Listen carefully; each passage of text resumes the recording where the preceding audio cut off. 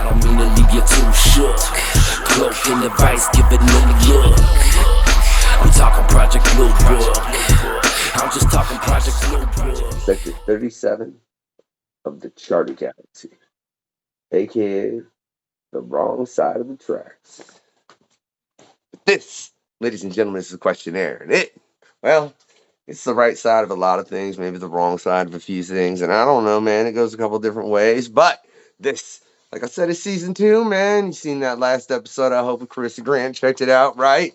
Right? But, you know, we had co-host Chrissy Wiseman on that episode. And as I said, it's going to be rotating co-hosts now. With the unknown factor, you're going to just have some random comic book creator. All right? And there's some great co-hosts coming up. They're all right, as well as really great guests, man. I'm really looking forward to everything. That's what I got to say on that tip. But on that note, we got Scott Wojcik back in the house, man. How you doing? Hey guys, not too bad. Yeah, tonight you take a different side and you ask questions. It's it's very intriguing. But man, Scott, what an individual to interview. Yes, very much so. With I hope y'all liked that little. We even have a custom track. Well, not a custom track, but a track that had been done that was myself and Mistah DKB that goes so well with this individual, what he's currently doing, man. I think it brought the power of what Project Blue Book really is. So, you know, with currently writing Blue Book as well as so much else, man, so much else. We're going to get into it. Is Michael Oeming. Man, did I pronounce your last name properly? Okay. Close enough. What is it then? Oeming with the Oeming, the state Wyoming sort of. I wanted to say one or the other, and I just went with it. And I meant to ask you before the show, and I didn't, Mr. Oeming. Man, I'm terrible with names. Sorry, I actually found out I've been mispronouncing my name for a very long time. When we were filming Powers, Eddie Izzard was on the show, and Eddie Izzard speaks multiple languages. He has the brain the size of a planet. Super nice, sweet guy. And it was explained to me that like the OE sound would create this kind of like almost an R-ish kind of sound. I can't even quite do it the way he did it and stuff. So I don't know. Maybe he was just messing with me. I don't know. But I trust Eddie over most of the American pronunciation. So I mean, yeah, that's a very intelligent individual. I like everything I've ever seen from Eddie's. That's hilarious. But at the same time, was he screwing with you? Just maybe a little bit. Comedian, you know? Yeah, who it is. Like, was he messing with you? or was it like I don't think so. Eddie was just one of the coolest people I've ever met. And just an incredible individual. Yeah. Yeah, I don't think I'd see him doing something like that. That's a little I'd be fairly amazed of everything I've seen of him. Like, so that's interesting to find out you've been mispronouncing your own name. I don't feel bad about mispronouncing anyone's name now. Like, never, never again will I feel bad about mispronouncing a thing or name, man. Thanks, Michael. I highly, highly appreciate that, as well as so many things that you've done, man. I honestly, I want to start out with what you're currently doing, which is Blue Book 1980. Oh wait, 1947. 47. Right? Yeah, 47. Too many years in my head. How much research did you go into before you started delving into the subject? Because I know you also there's Blue Book before that, but because I mean I know a good deal of all of that. It's been a long time since I've refreshed my brain, so I'm sure your brain is fresher than mine on the note, or at least I would kind of hope. But there's a lot of very intriguing things there and things that just what really happened, and I don't think we'll ever get to know. Yeah, I didn't have to do too much research because I've been interested in this field pretty much all of my life. And then I've been paying close attention to the field, I'd say since around 2014, something like that. There's a period of time in the mid 90s, there was this radio program called the Art Bell program. Yeah. And which a lot of people would kind of know about. So I was listening during those years, really hardcore, really into this stuff. Then, and before that, just all my life I'd been tangentially interested in it.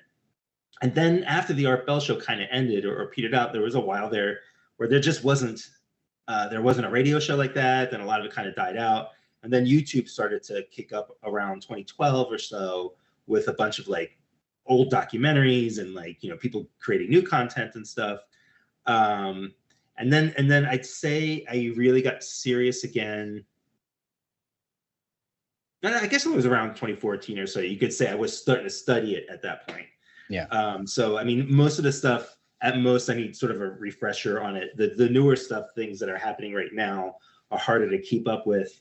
And I also sort of, with any sort of new developments on this, I just wait. You know, I don't get too excited about anything because a lot of it is sort of history repeating itself, which is really interesting about like Blue Book. When we are doing research on Blue Book and we're looking back on the history of UFOs and government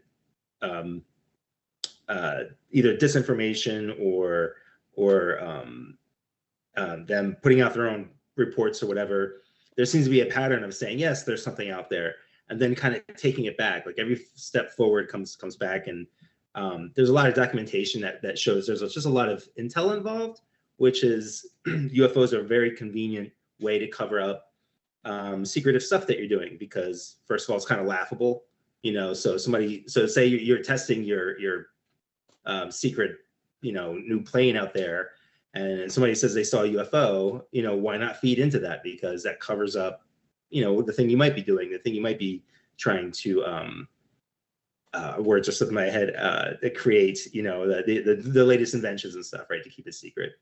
So it's a super interesting field. I don't know what I believe or don't believe so much as I'm just interested in the whole history of it and everything going on around it, the personalities involved, it sort of plays out like an American anxiety.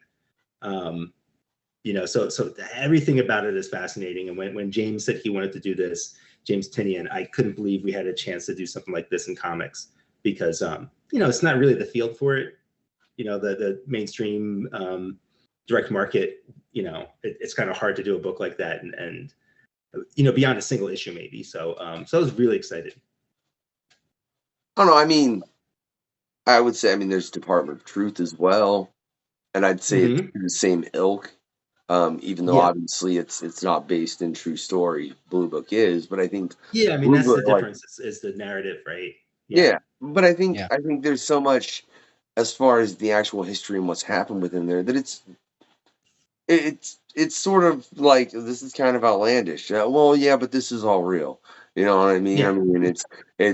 It's just how it is, and I don't think people realize how well that can translate in a comic, as long as it's done properly, man. But that's another interesting thing, man. If you look at your body of work, you've worked in a lot of different things, you know. I'm just curious, out of all that, well, what becomes your favorite to dig into? You know, like Powers is definitely my favorite thing. You know, like the world is really deep. It is everything I ever wanted to do in comics, which is, I mean, when I started out in comics, I didn't think about creator-owned stuff. Like that language wasn't quite really flowing around and stuff. Yeah. But it was kind of what I was always, even when I thought I was going to work for Marvel and DC, I was always creating stuff for myself. So as this sort of developed, like at a certain point, that became the dream, was to have a creator-owned thing, something that me and maybe a buddy created together and we own, and you can make a living off of. So like there's so much enwrapped in Powers. There's the story elements, there's that dream element of industry stuff, but then other things that weren't expected, like Brian and my friendship with Brian Bendis, our extended family that we have, all built up through around this. The amount of trust and both personal lives and business lives are all wrapped up in this together, and it's all been very positive. You know, my son was like 4 when Powers started, and now he's 27. You know, like all of this stuff. You know, and it starts to become a pastiche of your life as well as the overall experience. So everything about Powers, like, I just love it. And if I could do it all over again, I'd be happy to do it all over again. And yeah. Let me put a twist on that and ask you a question. What do you think would have happened had you created a lot of what you did as far as the Powers division and all that within one of the big two? I think it would have had a limited success. I'd still be getting royalty checks, but they, it'd be small. Like it would only run as long as the company felt that it needed to run. Whereas Powers, we just, we took breaks and we came back and we just kept it going for as long as we, that we thought that we should. But if it was that one of the big two, it probably would have lasted at tops 5 years. We wouldn't have been making a 20-year anniversary out of it. And that's not anything bad against the companies, but companies' ownership and leadership changes from year to year, especially recently. It's been changed. It's like overturned so quickly. You can't even keep track of it, right? So the chances of us surviving long term at a large company is probably pretty minimum. But past a certain point, Well, that's just kind of a sad answer, Michael. But that it might not be true. I mean, 100 Bullets lasted like at least 10 years. I mean, right? but you make a valid point as far as, especially with this changing of ownership. So the second you've got somebody else in there, they're going to have a different perspective of what's going to be best. So yeah, it may quickly get something shelved. I think the only things within those companies that are guaranteed to really never get shelved are, I mean, the very, very large. Like if they shelve Wolverine or Spider-Man or Batman or Superman, or just like, no, we're done with it, I'll be like, wait, what just happened? And also, like, if they don't fully own it, right? Like if it's a shared ownership thing, even revenue-wise, does that make complete business sense? Like it's not bad sense. I think it actually makes good sense to want to bring in that sort of flavor amongst your mainstream stuff. But when it comes down to like bottom line stuff, and companies have to show their parent companies that they're growing and making more money and stuff, why would you want something that's making a little bit less when you could just put out like another one of your mainstream books? And so like it's, you have to look at business on both ends. Like I don't just look at everything like, well, creators' rights should just be this and that and stuff, and like the company should just do whatever makes us happy and makes artistic sense and stuff. Like they're still a company and they still have to do what they have to do and answer to other publishers or other businesses and all that kind of stuff. That's just the reality of it. And especially in the case of the big two, they've got a very, very large thing above them. You know what I mean? In both respects.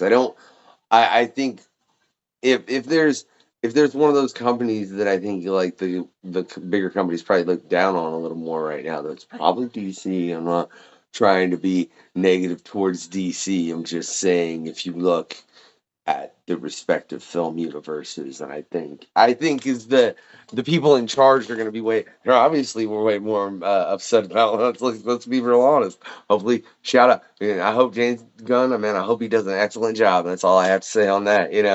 But what was it like, man? I'm curious on the note of Hollywood, because we've had a couple discussions with a couple different creators who've dealt with that in some capacity.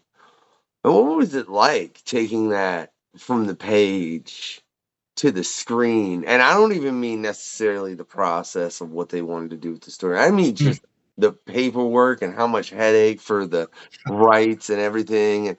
Because I think it was I'm gonna shoot myself in the foot for not remembering his name when I could picture his face. I do this all the time, man. Phil Hessler. There you go. Yeah. Took me a second, but I summoned it, right? In the case of him getting Firefly, I think it said he took 8 months, and he was like, that was the longest, craziest thing that's ever happened. And they were like, no, that's one of the easiest. Yeah, they were like, that was smooth. So I need to know what your experience was, especially with what Powers was. Yeah, I mean, in the end, my experiences are fine, but honestly, the process of that stuff, it is 90% paperwork, versus like even with Powers getting finished, we made 2 seasons of it. I'd still say if you looked at the entirety of the work that went into the moment we talked to anybody about that comic, which was like in 2002, I believe, 2002, 2001, or 2000 was our first deal with Sony. So if you count from there, like we went through, there's the paperwork and negotiations, there's meeting with directors, there's turnover, there's rights that they they have rates for a certain period of time, and sometimes they'll turn over and you'll refresh those rates, and sometimes you won't, and then you have to go out and shop them again. And then that's before you even get a deal. And then once you actually have a deal, there are just layers and layers and layers of paperwork. Like there's so much paperwork involved for everything. And sometimes these things don't even work out, you know. So I've had options that have run the gambit, that have, you know, we were at a studio, we got paid what's called I think it's the purchase price, just sort of like the first bit of money that just says, here, we have a deal, right? It's not like the big money or anything like that, but it's just this nice little bump.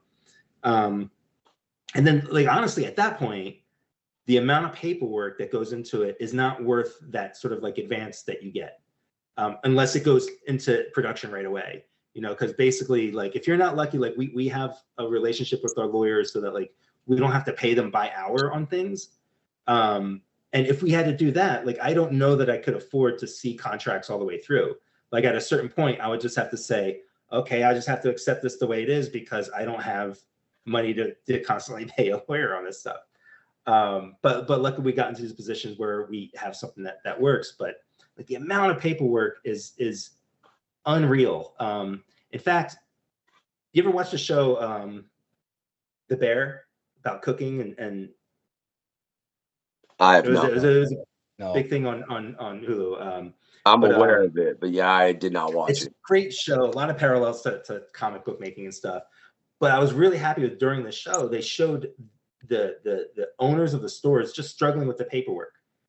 There is so much paperwork, and if you become incorporated to protect yourself and your IP, it is super complicated. Like, we have to hire bookkeepers, and there's lawyers for, like, our rights and stuff, and that's all to protect you, so that, you know, if you do get a good deal, or you get a deal, you make sure, A, that you get a good deal, B, that you never lose your rights.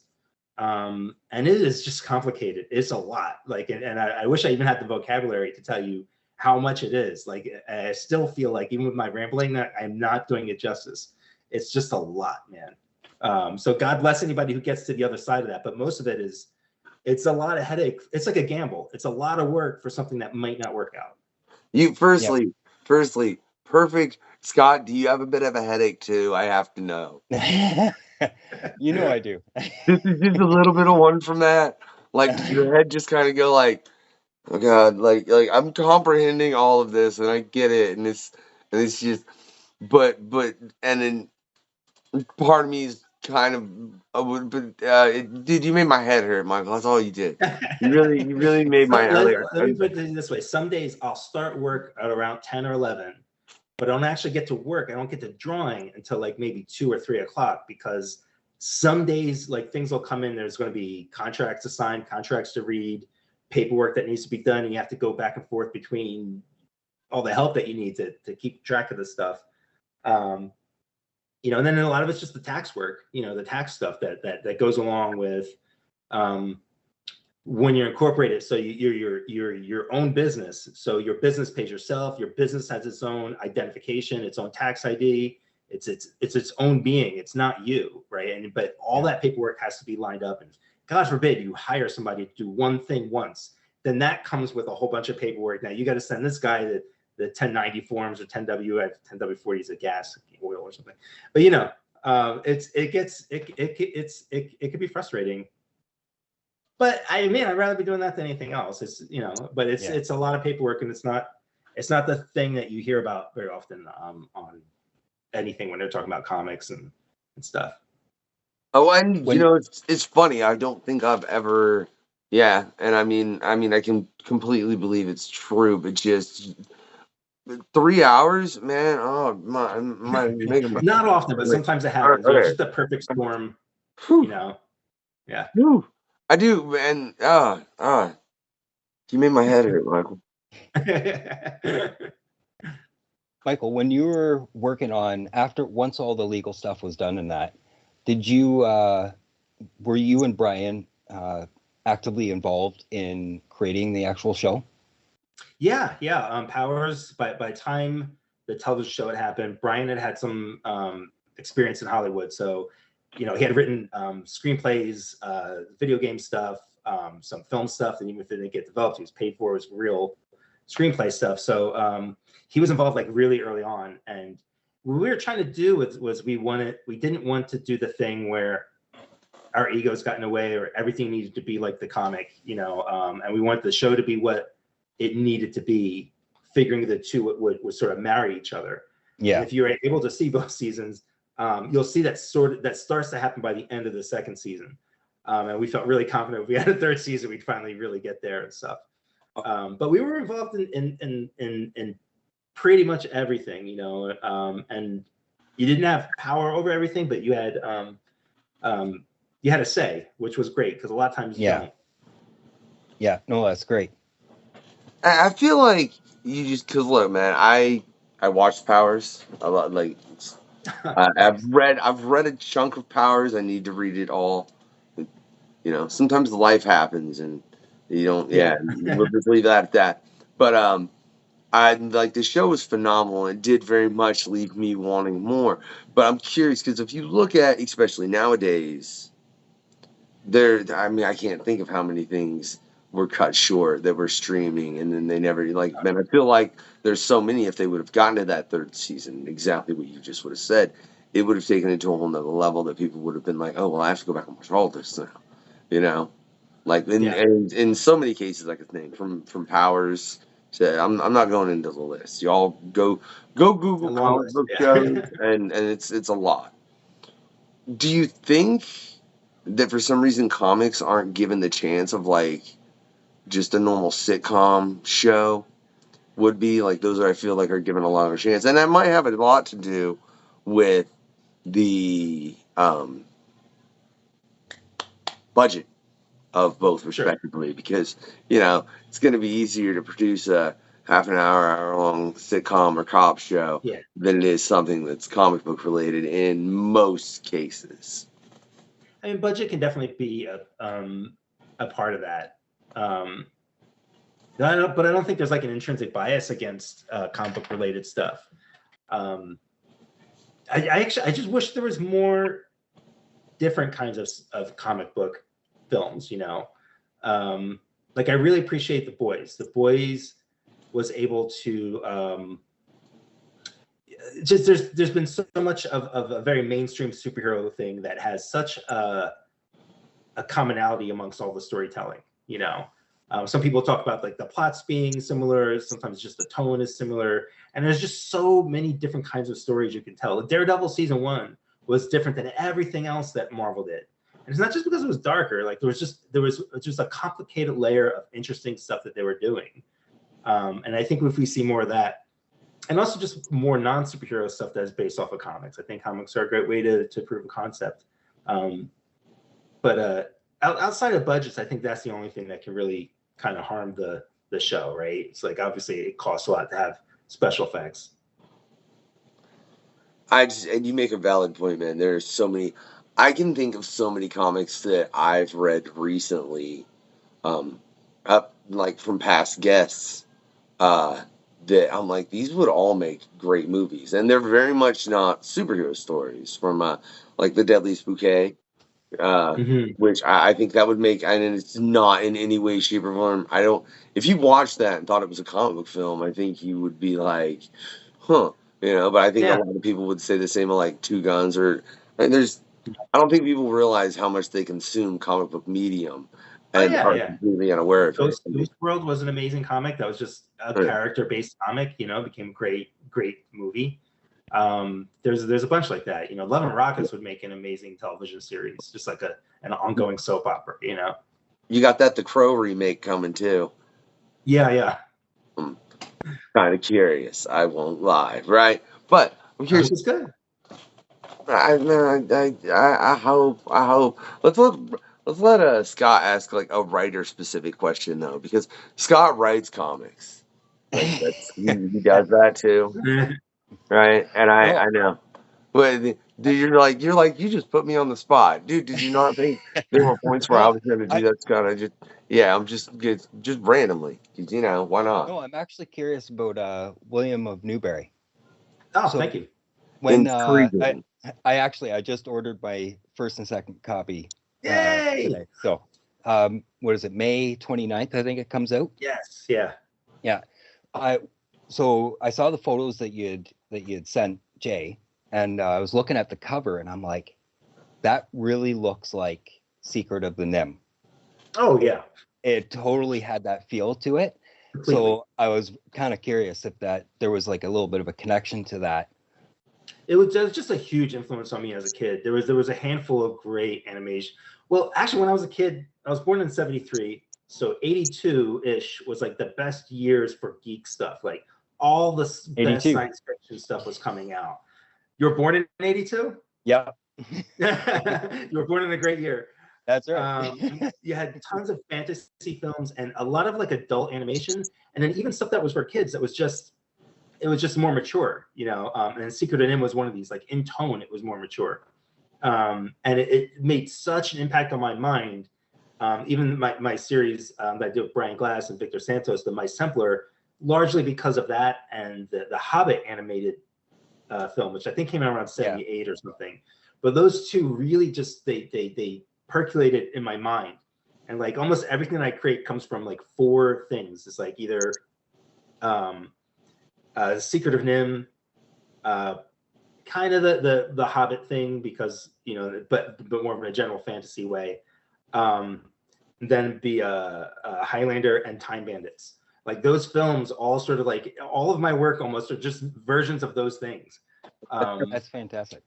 So William of Newbury was definitely influenced by that stuff. Yeah, and it's different than my it. simpler. I'm sorry, go ahead. Yeah, you can see it in the artwork. Oh, for sure. Yeah.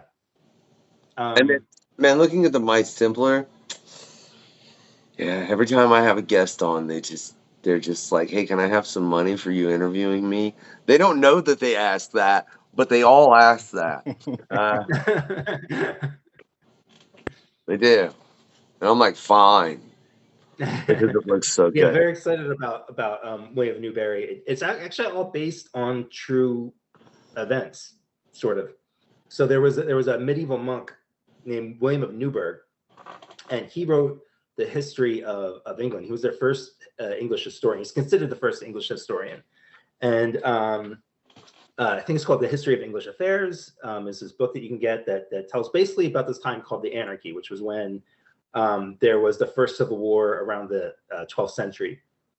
And then there was like a king and a queen, and they were fighting over the land, and it was kind of lawless. And so he recorded all this factual stuff, but you know, being a Christian monk in that time period, they took stuff like these ghost stories and demonic stories seriously. So he written down these stories about revenants, which were people coming back from the dead, or ghost stories, some pseudo vampire stories.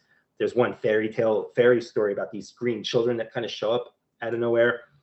So he wasn't part of these accounts, but he wrote all of these accounts down as history, as this was happening in this town, not as folklore, but like these are the reports from Buckinghamshire of this revenant being coming back from the dead and stuff. So each of the stories in William of Newbury is based on one of his tellings. So each title, you can do a Google search and you can find, like the first one is I think called A Serious Nuisance of Buckinghamshire. So yeah. Weird title. But that's what he called it, so I kept it that. So like each chapter is named after one of these stories that he tells. Oh man, I have to ask in that then, you're doing two things right now that are based in truths, you know, in Blue Book and in Publisher. Well, I mean, that one's debatable because, you know, that was way back then and God knows what people were doing to that.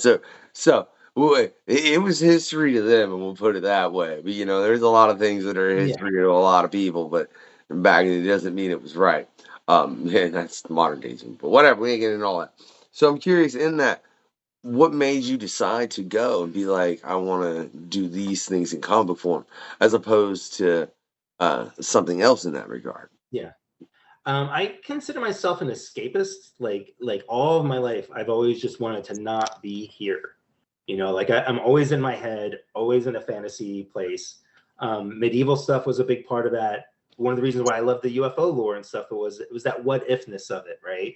That possibility of otherworldly, of a larger existence going on. Like it just engaged my imagination. So everything that I do is like I like slice of life stuff too. Like I've done a couple of pieces working on a piece with my wife Taki about Van Gogh, and I've done some other sort of biographical works, but generally these subjects draw me. It's like medieval stuff, fantasy stuff. I think you took that the wrong way because I was complimenting the variety of your work. Oh, you know, I take it oh, as okay, and was curious, like, because like I said, the two things you're doing right now are based in something that's actual facts. When if you look at most everything else you've done, it's like if there's a powers division somewhere, can someone tell me what's going on, right? Because like we got problems we really need to talk about that are not aliens. If there's someone that can just affect gravity. It's a good observation. It's a good observation you had, because I have been thinking about that recently. Like up until I don't know 5-6 years ago, everything that I was doing or wanted to create was along the lines of powers. It was very genre oriented, right? It was superhero stuff. I did a series called The Victories, which is like superheroes meet conspiracies and weirdness, and I did some supernatural stuff with my wife before. It was a book called Synergy, and Rapture was about superheroes and the end of the world and stuff, you know, but it was all, you know, superheroes, guns, swords, you know, that kind of stuff. And it was more, at a certain point, it was more what people consider typical comics. That's what I'll say. As opposed to some of the other stuff that you've done and you've done more recently, and you've done some of it in the past as well. That's what, but the bulk of your work is that. I'm just curious, but you've never focused on true stories up until now.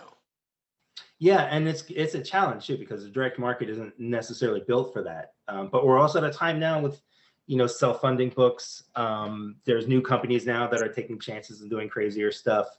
So I'm much more excited about these sort of things. You know, something with a ring of truth that's not true. So sort of like in writing, call it what magical. I'm forgetting words, they're slipping out of my head. But you know, a heightened sense of fantasy around something real fascinates me all the time. I just did a book called Project Monarch, which is about MK Ultra. You know, that sort of mind control stuff from the 60s and 70s with the CIA. So a lot of it's based on truth, but it's just wild out there, you know, ridiculous stuff. That stuff will just turn anybody into conspiracy theorists, because that stuff was as bizarre as anything you could make up, but it was all real. And Okay, I'm just, it's because you brought that up. I just have to say that when I previously did run an online radio, I actually interviewed somebody that was one of the participants within MK Ultra. His name escapes me at the moment, and I got love for the guy, but for anyone that went through MK Ultra, that was a terrible experience, and it left that's the worst. Some of the worst things I've ever heard. I'll just hang around after the show, Michael, for a short story. That's all I'll say. To bring it back to Blue Book, I noticed that, like, of course, I got my own copy. Yay! Thank you. Great series. I read the first volume, and I read this just this week, and I noticed that when you guys wrote it, it was very like journalistic, right? It wasn't like it was someone telling a story. It was like someone was reading a journal. Was there a reason why you guys did it that way? Did you think it was a little bit better to do it that way? I think both Tinny and I were very influenced by there's obviously the X-Files, but there's a show called In Search Of. You know, it was an old show from the 70s with Leonard Nimoy. And it was, you know, it was just investigating all these weird stuff, and we'd see it on reruns. So by the time we'd see it, it had that kind of creepy Blair Witch, like degraded film look to it and stuff. And those were done straightforward, you know, like journalistic pieces. Whether they were covering stuff that was real or not, it didn't matter. They were, you know, the way it was covered. So I think we were interested in that, and like in a sort of pseudo journalistic approach to it. More so in the second arc that you're going to read. Like the first one had big chunks of sort of narrative, you know, and then this next one, it really is a little bit more journalistic, and then we'll kind of play around with the styles a bit. And just really quickly, I just want to thank James Tinian, because he had this opportunity to fund this book when Substack came around. It was like, funding creators and stuff.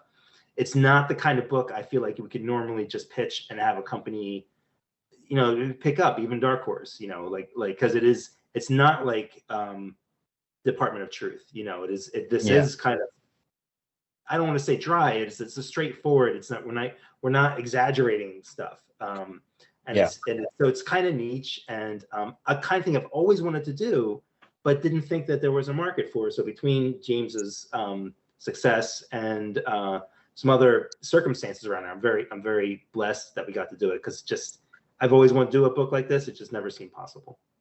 Yeah, no, it's great, and I really like the art style. Right, you got two different art styles. You got the fantasy Secret of Nim and that, and then you have this art style. When you're writing or working with a writer, do they like script specifically for one type of your art style when they're no, not too much, but usually I'm also working with people who know me, or I have a relationship with them, so we're familiar with the storytelling and the beats. I've been really lucky that I'm only working with a few people, a few writers, and by that I mean, like, I don't run into problems with like rhythm. They understand what I want and stuff. And I think when I'm doing something like Newbury, I just have to pick the tone. Tone is a big thing. So like Newbury, I want it to be, it can be read as all ages. I want it to be safe for anybody of any age to read, but I'm not writing down to kids. Like, there's still, the plague is going on in the book, and there's some tough stuff going on, but I just try and, make sure that the tone hits like a certain set of taste. And the same thing with Blue Book. Like, it's an adult book, but I don't think we have any cursing or nudity or anything. I mean, you can call Blue Book an all ages book. Just set your own sort of rules and parameters. I know, man. Things I need to pick up. That's all it is. And it keeps getting longer. It'd be easier if I wasn't trying to like replenish the comic book collection I had in the past, but that's again a whole nother story. But I think it's funny as far as what you say about Blue Book and how it's a direct and it's kind of dry, and I'm not trying to directly compare these two books before I say this, and I say that because of the book that I'm about to say. But Mouse was too. And it was brutal, and I mean, it's a direct retelling of history. Mouse part or Mouse? Mouse. Oh yeah. You know what I mean? Which obviously they're not similar. Which good, because that was a rough read one time. I don't think I want to reread a story like it again. Because that means it had to happen again, and thankfully, as far as I know, it's never like not quite like that. But it does share similarity in that. It's like I said, it's based in true events. I think there are so many people out there that don't think about comics in that regard and how they can work. And I think in doing more stories like that within comics, I think it could bring in people that perhaps never would have read comics in the first place. And I think that's a great thing, man, because then I think a lot of people would probably end up and they'd be like, oh, well, I did like the Avengers movie too. Maybe I should go read that, or whatever. That's what we're hoping with this new thing that Taki and I are working on about Van Gogh. Magical realism. That's the phrase I was looking for before. It's like, so the Van Gogh story is not a straightforward biography. It's a post-impressionistic biography. The way that Van Gogh would look at trees or field, and he wouldn't draw the literal thing. We kind of felt like if his story was being told for once, he'd probably enjoy somebody interpreting his life, with the same kind of magical eye that he had when he looked at stuff. So this is like a love letter to Van Gogh. It follows the basic stuff, but we add some magical fun to it, let's say. That's an audience that we're looking for outside of comics. So maybe we can hit people who are interested in comics, but they didn't want to read the Avengers, but now maybe they'll read something like this, and vice versa. And we're reaching out to libraries and stuff like that. And like finding people outside of the direct market is very important to us. Do you think there's a genre that's kind of started to take over in the comic industry.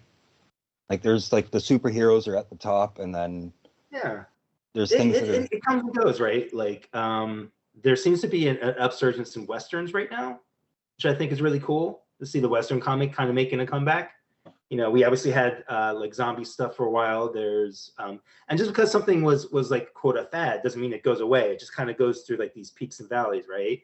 Yeah. And like recently, I remember a few years back, it was very much witches. Witches was a big thing. Witch themed stories. There's a bunch of fantasy stuff. Like I did a series called The After Realm, which I had started in like 2013. And by the time I was ready to actually get it out, because other opportunities were popping up, it came in like a glut of other of a lot of other fantasy stuff, So for a while it was fantasy, but like right now I think it's I think we're looking at a lot of horror and cowboys. Yeah, that's what I was thinking. Horror, yeah, for sure. Yeah. That's funny because all I know is you made me think, West of Sundown. Well, and Scott Snyder, You I get think, both. just dropped a western too. So Canary, I think it was. Oh yeah, Dan Panosian. Yeah. God, Dan's art just blows my mind. Yeah, He's incredible. It's on my bedside table right now. I'm halfway through it. Yeah, everything he does makes me look at it really close, try to figure out what he was doing and what his choices were. I love that. Yeah. Is there something that you're reading right now that maybe not everyone has their hands on? Unfortunately, I don't get to read very much. I get up and I got house chores to do. My wife has MS, so like I'm a full-time caregiver. She can move around and stuff, but like I really got to take care of a lot of the stuff in the house. So then I got to work as much as I can, and then by the time I'm done, I'm pretty wiped out. So like even reading something, even comics, is it happens pretty rarely. So unfortunately, I'm not really reading anything right now. The best I do is I'll pick up old issues of Hellboy and just kind of flip through them again. It's funny you say that, man, because like it literally I can relate in taking this from this to what everybody sees, and I too hate promotion, Michael. I wish we didn't have to do it. But you just be like, hey, look, this exists, right? And throw it out there, and it's good. The worst thing is now the way that these social media platforms work on, they're not giving you an authentic experience to promote your work. Yeah. So say you have X amount of followers on any of these platforms, your followers aren't necessarily seeing your posts because of the way this algorithm works, who they want to show it to and stuff.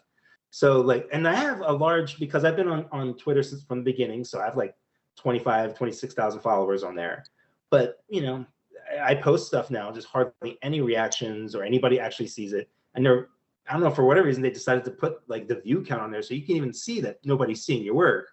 And that's not just Twitter. That's all the platforms, whether it's YouTube or TikTok or any of these things. So like, I still do the promotions because it's better than nothing.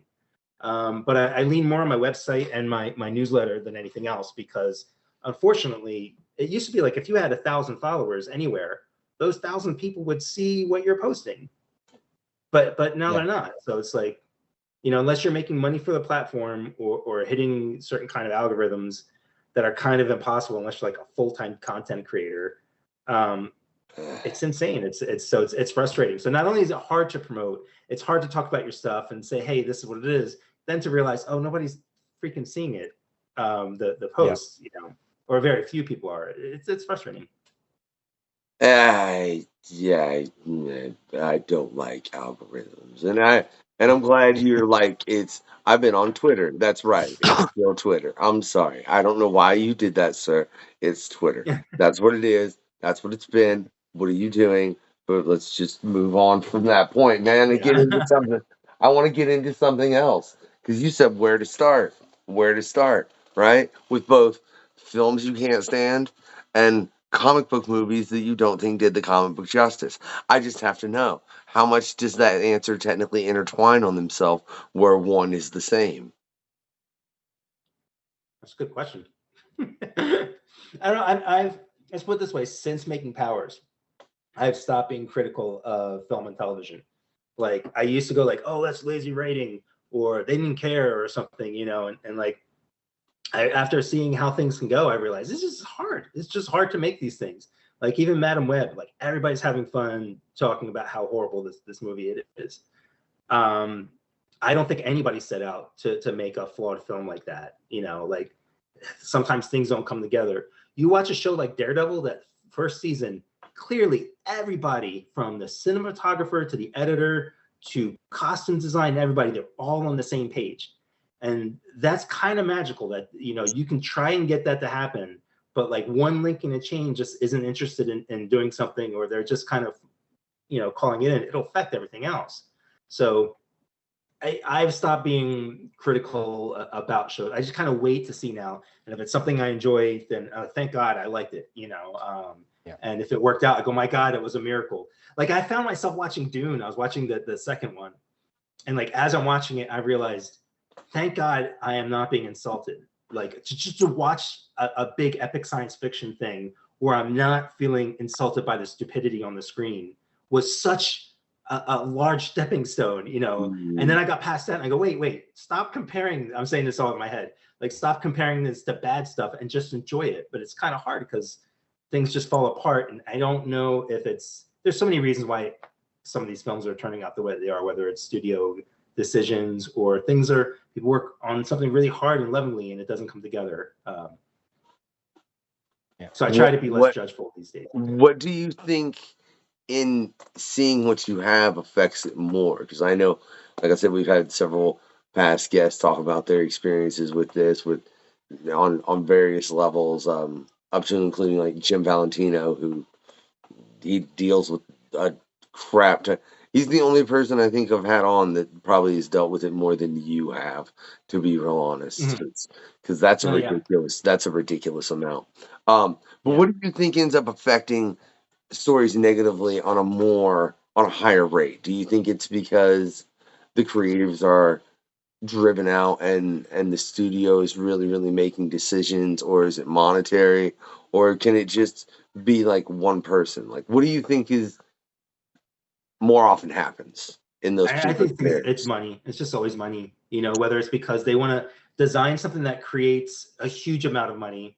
And there's a couple of documentaries out there and articles about like, why are these superhero films costing, $250 million, $350 million? And you saw that Godzilla film that came out, right? And it cost like 20 million or something like that. And it looks better than any of the American films that have come out recently and stuff. But like there's this need to generate money. Sometimes it just goes into producers' pockets.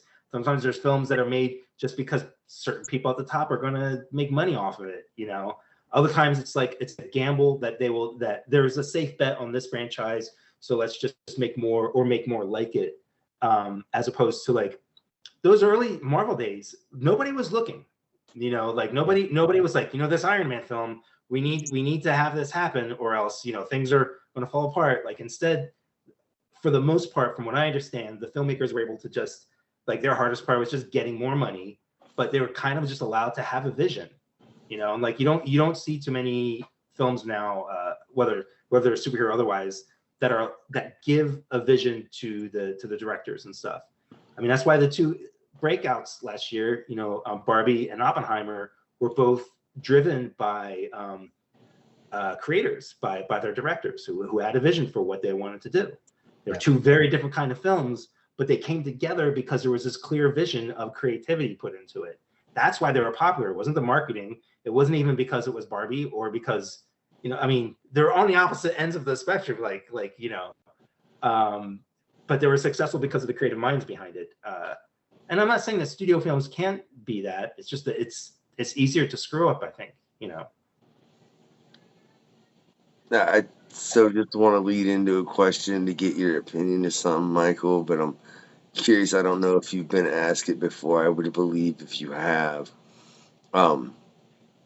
just based on everything you've just said. You obviously showed that it's money is the thing that they want to all keep, and to have to pay artists a higher pay is going to affect that money. So if they can just do it with a machine, how quickly do you think that really, really becomes problematic in the medium that we as a collective consume? And I mean that not just in comic books, but on all levels. Yeah. I'm not afraid of it. Like, change is coming. And there's, when Photoshop came out, if we had social media back then, people would be freaking out. What about the typesetters? What about the photographers?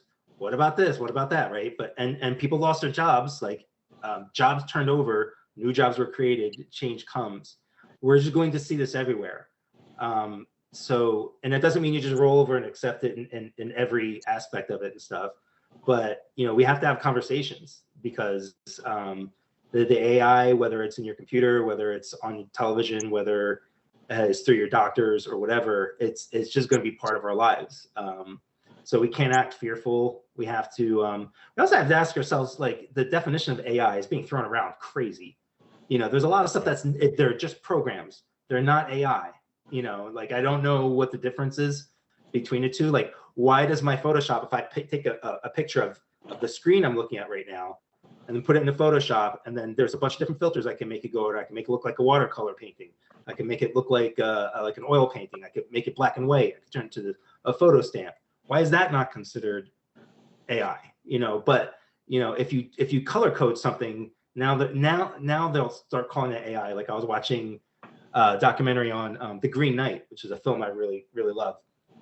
And they used AI in this independent film there, but they only use it for texturing. They use AI to texture some of, like, the walls and stuff like that. But again, like, how is that different than just a program? I don't know. But I know there's so many bad experiences with the AI. It's not all bad, though, and I don't know where the line's going to draw, and it's just something we have to keep our eye on. I fully agree with you, and I think that's the odd thing about it is it's very, very odd as far as what people do call AI, because most of that, it's not Skynet, you know what I mean? And, like, when I think AI, I think Skynet. They're algorithms. Yeah, it's they're not Skynet. Algorithms. Yeah, I mean, we had them in our word processors already. Like, as you're typing out a word, 4 or 5 years ago, it would start to fill out the sentence for you, or it could suggest a word and stuff. So what it's kind of doing now is just an extension of that. It's certainly not thinking any. I don't think there's any actual intelligence involved with it. It's just an algorithm. Scott, have you played around with any of the AI writing programs? This isn't a trick question. Don't worry. No, not with the writing programs, but when I'm doing research and that, I'll ask it, like, can you give me the specifics on, Project Blue Book, whatever, right? Yeah. And it'll give you a list of different things that happened, and then it'll give you something that you can actually research, right? Yeah, and you can ask for annotations on it, so that you're not just getting, like, regurgitated bad stuff on the internet. Like, it'll send you links with annotations. I've heard, like, there's a writer named Andrew Main who works a lot with AI, and that was one of the ways he was explaining how he used it. It is some of the best ways to gather research. I played around with a writing program for about 2 months, just because I didn't want to discount it as a tool. I wanted to understand it. And, like, at the end of that 2 months, really all I discovered was it was just doing the same thing that I could do a little bit faster. Basically editing, think harder to come up with a better adjective. That's all I was really doing. And then I realized, it's not doing anything but giving me sideways suggestions on stuff. But I wanted to give it a fair shot to not, to just, I didn't want to have any sort of fear reactions. But then I also learned about, like, the scraping, about, like, kind of stealing bits and pieces of stuff. And then that's like, well, until that's kind of figured out, like, I don't want to mess with it at all. Yeah. Because just from a moral standpoint. But I do think, like, AI is, like, I don't hate it. It's just, I hate how it wants to be used, which usually to dehumanize people and replace jobs in mass, as opposed to, this is a new technology that, you as an editor have to learn to do this new thing now. But instead, I think they're just going to shut down, like, whole branches of things and put people out of business in tens of thousands. I just got to say, I got to give a shout out to Alan Henry. And in that, I'll give a shout out to Scott for hooking up where we got Alan Henry on the show. We got him coming back on the show. right? Here very, very shortly in the near future with Nick Markovich as our co-host. And he said something that was the best purpose for Chat GPT that was possible because they'd researched it. And if you're going to replace somebody's jobs, why not make it CEOs? Yeah. It's right. CEOs are basically, they're taking gambles, and it's a lot of algorithm work on their parts of like, what are the patterns of selling and buying? What are the patterns of the market and stuff? I'm sure like a really good CEO has an instinct that can't be tapped into by an algorithm. So like, I'm sure there are CEOs that are really actually talented at what they do. They have a vision for something. You can't manufacture that, but the majority of them, they're just making. You're right. So the guys that want to replace jobs are also the ones who are going to get replaced. Hey, I feel like we've run at that point though. And Scott, I know, like, I'm curious how many questions you got that you didn't get to ask. Oh no, it's okay. I am curious though, because I am relatively new to the industry. When you first got in, was there someone that kind of took you under their wing to show you the ropes as you moved on? Oh, for sure. There were other professionals that I met locally at conventions, starting with a guy named Neil Vokes. Neil is a great guy who taught me a lot about the industry. Through Neil, I met Adam Hughes, who is one town over from me. Yep. As Adam learned things in the industry, he taught me. Some of the early editors that I met, like Paul Kupperberg, Andrew Helfer, these were people who didn't just hire me for a job, but kind of helped show me around. And I think it's a big part about comics, and something that you should do is recognize good people when you're meeting them, and cultivate relationships. And it's not necessarily because it'll go someplace career-wise, but like you can learn from each other. Exactly. It's a really important part of the industry. Like, networking isn't about networking for jobs. Sometimes that's part of the job, but networking is also for learning and for understanding our culture. Yeah. Yep. No, And that's then, that. oh, go ahead, Scott. What's that? Go ahead. Okay. Is there something that you would give a tip to people who are just coming in, maybe haven't even started, that you would say, don't do that? There's a lot of don'ts, but like the main thing was don't compare yourself to others. That's a big one. You keep your head down and just do the work. And doing the work is important because like editors, like it's hard to get work into an editor's hands as to get hired at Marvel and DC. But if they just see that you've done the work, whether it's a web comic that only a handful of people saw, or some ash cans, or a small run of comics you put together, doing the work means more than anything else. Especially now the way we just talked about social media, and like there was a while where you could kind of be like an edgelord or something, and you can get attention and talk a lot of game online and stuff, and that could get you someplace. But I think that's kind of gone now, and everybody's sick of that kind of stuff. Like, just do the work. I would also say, here's a big don't. Here's one that you can take with you, and it's hard to do, which is, I think, if you want to be in the industry, be very selective of who you are being critical of. So say somebody's book comes out and you're like, man, that was a piece of crap, right? Or this company, they keep putting out these horrible blah, blah, blah, blah. Well, you know what? Those companies, like, they don't have like a blacklist, but they'll just notice, oh, that dude hates our company. They don't want to work with you. Or they don't want, they think that you as the individual doesn't want to work with that company because you've bragged about, their choices and kind of stuff, right? So keep your opinions more amongst your friends, as opposed to going online and saying, because this happened to me once. It was during Powers. I was watching a television show. I won't name it. But as I'm getting on the airplane, like Taki and I watched the show, and I went on a rampage on Twitter. I was like, I can't believe how stupid this was. Like the insulting dialogue and this, like, and I just couldn't believe it, right? And it turns out one of the producers on that show was one of the producers on Powers. So that's one example of how that can go wrong. Another example of that can go wrong is like, maybe they'll be like, hey, I want to, a producer might see your work and say, I'm really interested in Scott's work. Let me see let me check him out, make sure he's not a crazy person in line. And he sees that you're not like necessarily a serial killer, but then he'll see that you shit on his last 4 or 5 films or something like that. And then they'll go, oh, maybe not. Or if they just see you complaining about things constantly. Who wants to work with somebody who's complaining about things? I see people ruining their careers all the time just by whining about stuff all the time. And I'm like, so this is the image that you want to put out. You want to put out to the world that you're a complainer. Okay, if it's your choice. That's a choice. We all make choices, right? So that's some of the things I'd say is it's just a lot of self-reflection, and again, that doesn't mean you can't be authentic and you can't talk shit with your friends around some beers or whatever. It's just there's a time and place, and the way that the things that you put out into the industry is going to come back at you. Yeah. Mike just dropped the biggest curse word of season 2 so far. I apologize. I heard it coming out. Right I knew it would have been I knew it was going to be a guest at some point. And I was like, man, you just made this PG-13. So it's the guy from Jersey, man. I'm sorry. It's fair, and I do entirely understand as far as what you're saying within that, man. Because even in the past, I've been fault of it. I've been past the fault of it on the show, saying things about Superman. I've been there, and even it's funny because since running the show and having conversations with so many creators, and I'm just like, I've turned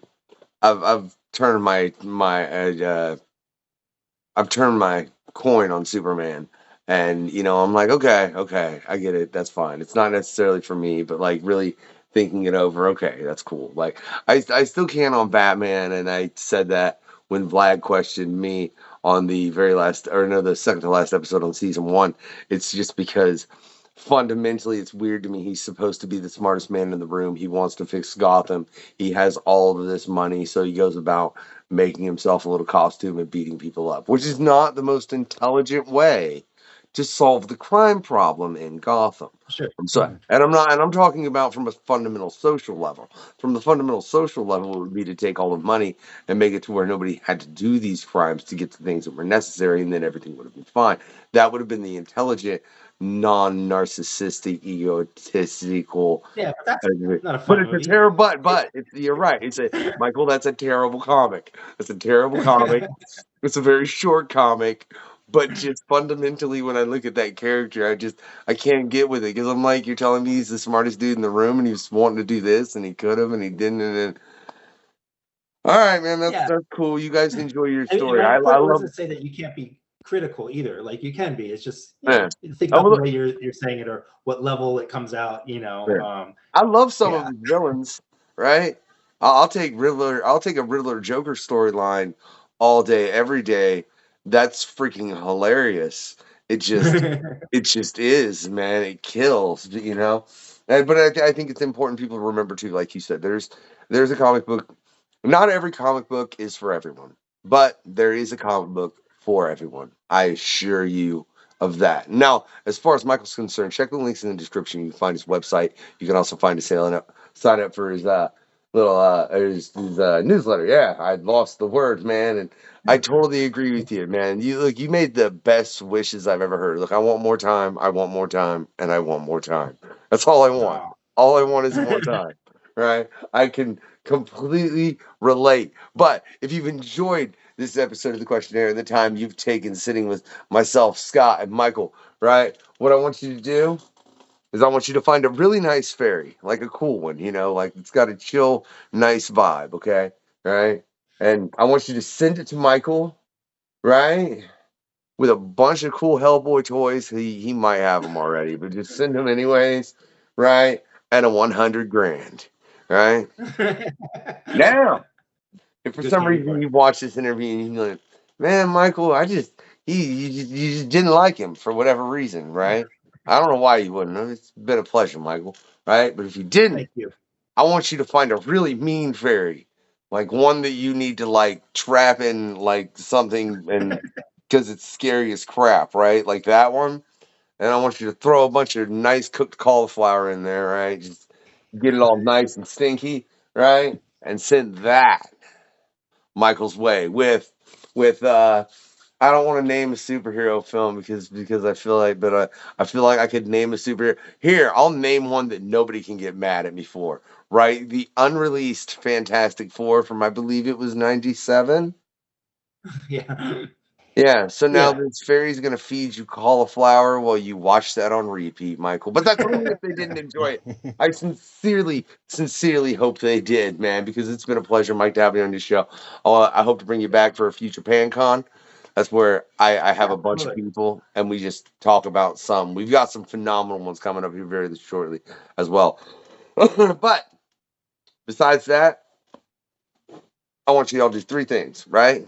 You know, give it that thumbs up, get your comic on, and have a good night, y'all.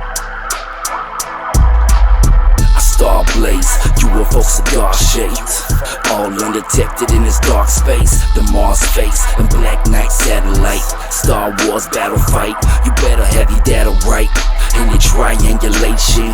Another craft spotted from the space station. A formation of lights in the background, all moving in sync and they lack sound. They trying to track down, get a new look, so they classify Project Blue Book from pixel to all different angles. Boomerangs over distant triangles. Angel hair and orbs of that bright light, stay shining in the sky like a nightlight. On a night flight with Starship hovering, and this is all verified by the government. And I don't mean to leave you too shook. Cloak and device, give it no look. I'm talking Project Blue Book.